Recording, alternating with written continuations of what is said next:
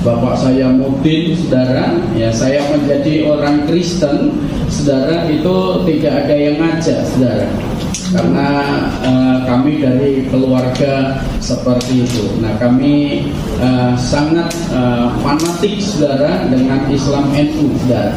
Makanya ini baju saya NU, saudara. Nah, saya sekarang Kristen NU, saudara. Ya, kalau saya sekarang Kristen NU, saya lihat ada saudara saya pakai banser, ya saya juga anggota banser, saudara. Ya, tepuk tangan buat Tuhan Yesus. Assalamualaikum warahmatullahi wabarakatuh. Alhamdulillah, sholatu wassalamu ala rasulillah, ma ba'd.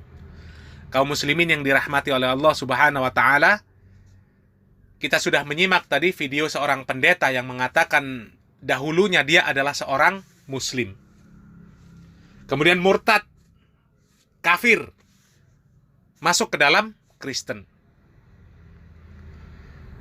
Dia menceritakan bahwasanya orang tuanya adalah seorang mudin. Mudin itu kalau di Jawa pembantu pemerintah untuk mengurus pencatatan pernikahan, kematian, cerai dan lain sebagainya, ya, waris dan lain sebagainya. Kira-kira seperti itu.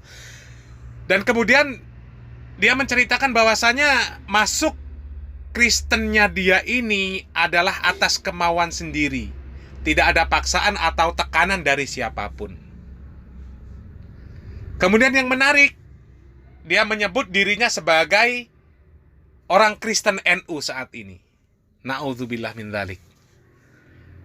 Dia mengatakan fanatik terhadap Islam NU. Kemudian mengaku sebagai anggota Banser. Dan ketika mengatakan bahwasanya dia adalah anggota Banser, ini sepertinya sambil menyapa anggota Banser yang hadir di sana. Kemudian disambut dengan tepuk tangan. Na'udzubillah min dzalik. Kita berdoa kepada Allah Subhanahu wa taala dari kesyirikan. Sebagaimana doa Nabi Ibrahim alaihissalam, wa idz qala Ibrahim rabbi ja'al hadzal balada amina wajnubni wa baniya an na'budal asnam. Dan ingatlah ketika Nabi Ibrahim alaihissalam berkata, wahai Rabbku, jadikanlah negeri ini negeri yang aman. Wajnubni wa baniya an na'budal asnam. Jauhkanlah aku beserta anak cucuku dari menyembah berhala.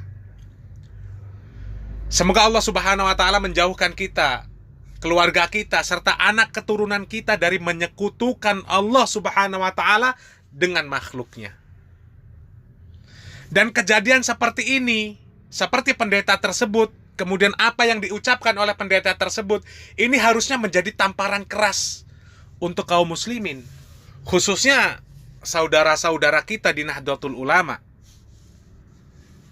Timbul pertanyaan, apa yang Anda rasakan ketika orang Kristen ini mengatakan bahwa dia Kristen NU? Apakah bangga? Atau justru Anda ini merasa cemburu ketika Allah Subhanahu wa ta'ala disandingkan dengan sesuatu yang dijadikan sekutu bagi Allah Subhanahu wa ta'ala? Jadi meskipun dari berbagai sumber dikatakan bahwasanya pendeta itu adalah mantan Banser, tapi di dalam ucapan ketika pendeta itu berkata, dia tidak mengatakan mantan. Malah dengan tegas dia mengatakan bahwasanya dia adalah anggota Banser. Dan dengan tegas menyatakan masih fanatik dengan Islam NU. Dengan membuktikan dia berceramah ke Kristenan. Ini memakai baju dengan tulisan dan logo NU, Nahdlatul Ulama. Ini apa-apaan ini? Ini aneh. Aneh. Tidak salah kemudian timbul pertanyaan, bagaimana akidah kalian ini sebenarnya? Apa yang kalian fahami dengan Yesus? Apa yang kalian fahami dengan makhluk-makhluk yang disekutukan? Makhluk-makhluk yang disembah selain Allah Subhanahu wa ta'ala. Padahal sangat bertolak belakang akidah seorang muslim dengan akidah seorang kafir. Seharusnya tidak bertemu di dalam wilayah keyakinan. Kalaulah kalian berpikir cerdas, berpikir kritis.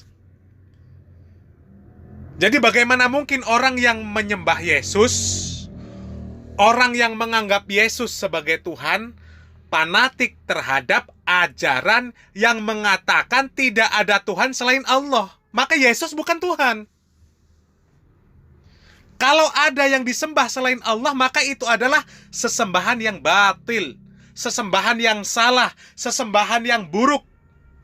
Bagaimana mungkin bisa disandingkan antara penyembah Allah Subhanahu wa Ta'ala dengan penyembah selain Allah? Ini masalah ketuhanan, masalah akidah. Di dalam Al-Quran dikatakan langit dan bumi saja ini hampir hancur. Langit hampir pecah. Mereka tidak ridho terhadap ucapan-ucapan bahwasanya Allah Subhanahu wa Ta'ala mempunyai anak.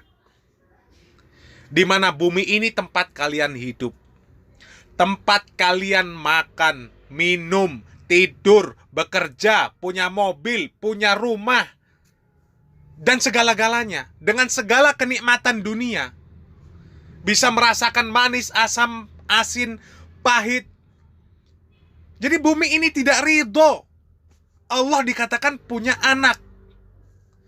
Bahkan langit ini juga hampir pecah ketika mereka mengatakan bahwasanya Allah punya anak, di mana langit ini menjadi naungan kalian. Di mana di sana dikatakan oleh Rasulullah SAW, tidak ada tempat satu jengkal pun di langit kecuali di sana ada malaikat yang selalu bersujud dan bertasbih kepada Allah Subhanahu wa Ta'ala. Rasulullah SAW bersabda, "Inni ara ma la tarawun." Sesungguhnya aku melihat apa yang kalian tidak lihat. Wa asma'u ma la tasma'un. Aku mendengar apa yang kalian tidak bisa mendengarnya. At-tatis sama'. Langit ini merintih, kata Rasulullah SAW. Wa huqqalaha an ta'itta. Dan layak bagi dia untuk merintih. Karena apa?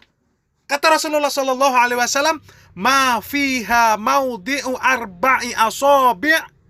Tidak ada satu ruang selebar 4 jari. Illa wa malaku wadi'un jabhatah.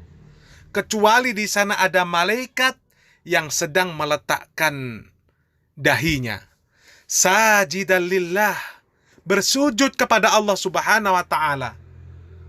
Kemudian Rasulullah SAW mengatakan, wallahi, demi Allah, lau ta'lamuna ma a'lamu, seandainya kalian itu mengetahui apa yang aku ketahui, la dhahiktum qalilan wala bakaitum katsiran, maka kalian ini akan sedikit tertawa dan banyak menangis. Jadi bagaimana mungkin ketika langit hampir pecah, bumi hampir hancur, ketika mereka mendakwahkan Allah yang Maha Rahman mempunyai anak, kemudian saat ini disandingkan dengan orang-orang yang mengatakan lam yalid walam yulad. Allah tidak beranak dan tidak diperanakan. Di dalam muamalah sesama makhluk ia bertemu. Islam ini rahmatan lil alamin, rahmat bagi seluruh alam, termasuk rahmat untuk orang-orang kafir. Bagaimana orang kafir itu ikut merasakan indahnya Islam, mulianya Islam. Kalau kita Islamnya benar, maka orang kafir akan tertarik dengan Islam. Kemudian dia masuk ikut ke dalam agama Islam. Dan merupakan akhlak seorang muslim. Toleransi terhadap orang-orang non-muslim ini cukup dengan muamalah. Mereka terkena musibah, kita bantu. Kalau mereka tetangga kita, kita masak, boleh memberikan kepada mereka. Lewat di depan mereka kita sapa, kita beri senyuman ramah. Tunjukkan akhlak baik seorang muslim. Begitu. Tapi untuk tolong-menolong di dalam ibadah mereka, jangan. Apalagi sampai masuk mendengar ceramah mereka. Untuk apa? Untuk apa? Toleransi itu adalah dengan tidak mengganggu mereka ketika mereka beribadah. Bukan ikut-ikutan di dalam mereka beribadah. Masuk ke dalam gereja. Kemudian mendengar mereka menyekutukan Allah Subhanahu wa taala. Na'udzubillah min dzalik. Membiarkan mereka beribadah itu bentuk toleransi. Itu bentuk toleransi. Kemudian mengganggu mereka beribadah itu kezaliman. Mereka orang yang dijamin keamanan oleh negara. Untuk mengamankan mereka di dalam beribadah, menjaga mereka di dalam beribadah, ada aparat. Di mana aparat adalah orang-orang yang terlatih. Mereka mempunyai keterampilan. Mereka mempunyai peralatan khusus untuk mengatasi berbagai gangguan. Bahkan sampai dengan tindakan teror pun, bom, mereka punya kemampuan, mereka terlatih, mereka punya peralatan. Jangan alasan toleransi tapi kemudian menggadaikan akidah. Jangan sampai rasa cemburu di hati kita hilang ketika melihat Allah disekutukan dengan makhluknya terang-terangan di depan mata kita. Kalau sudah tidak ada cemburu lagi ketika Allah disekutukan dengan selainnya, maka alamat bisa jadi menyusul Matius Subianto. Na'udzubillah min dzalik. Kalau Matius Subianto ini fanatik terhadap NU, harusnya dia ini dari Kristen masuk ke dalam agama Islam. Bukan fanatik dengan NU tapi malah murtad dari agama Islam masuk ke dalam Kristen. Na'udzubillah min dzalik.